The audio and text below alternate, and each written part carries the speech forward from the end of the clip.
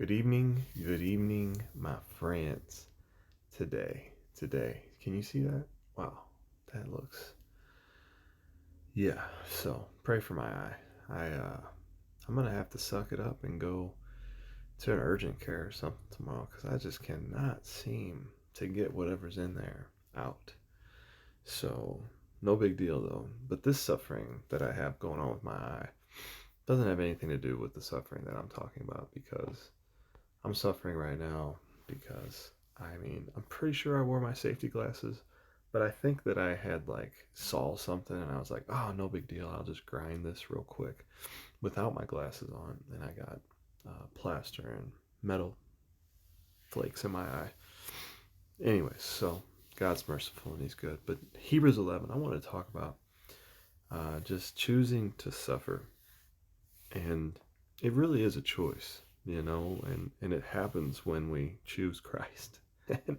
and Hebrews 11 says it pretty good, I think. And in verse 24 it says, by faith Moses, when he was come to years, refused to be called the son of Pharaoh's daughter, choosing rather to suffer affliction with the people of God than to enjoy the pleasures of sin for a season, esteeming the reproach of Christ greater riches than the treasures in Egypt, for he had respect unto the recompense of the reward.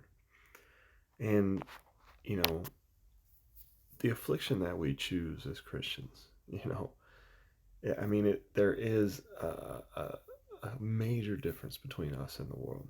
Even now, I can't even comprehend what people in the world think or how temporarily minded they are. And I'm not saying like I'm better than everybody. I'm just saying, for the most part, in general, when I see things and the way people talk, it's all about like right now. And there's a lot of people just that don't restrain themselves from their desires. And like the temptation for me would be to you know if I couldn't see an end, or if I don't know, like they don't have the eternal in mind, but it's it's it's this right here, esteeming the reproach of Christ greater riches than the treasures in Egypt, for he had respect unto the recompense of the reward.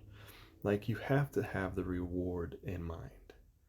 You have to know that whatever you don't get in this life doesn't matter. Like, even if you die poor, or if you die um, without having whatever it is that you think you want, chasing after the things of this world, like money and fame and women or men, whichever it is that people chase after. Like, you have to understand that there's there's God's will for your life that calls you to, like, not just go after what you want.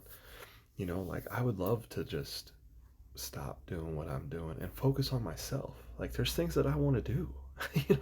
I'd love to learn how to play the violin. I'd love to go, travel and go do all these crazy things.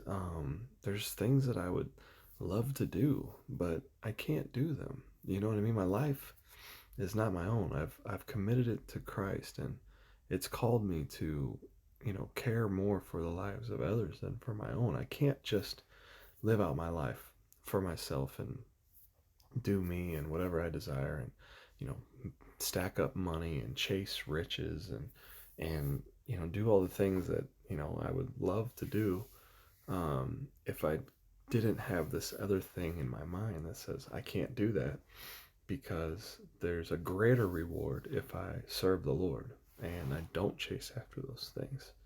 So I just wanted to share that. I love how it says that. Moses was already in the king's palace, right?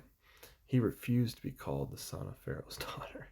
He was in Egypt, right? And he was like up there in Egypt, but he refused to be called Pharaoh's daughter, choosing rather to suffer affliction with the people of God than to enjoy the pleasures of sin for a season. We all have to make sure we don't seek a position in Egypt.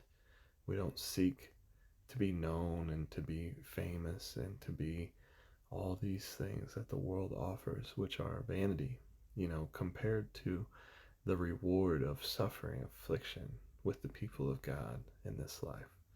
So have your mind set on the right things and then look forward to this recompense of reward, the reward that's going to come and be committed unto us by Jesus Christ himself when we see him and he says, oh wow, you were a faithful servant.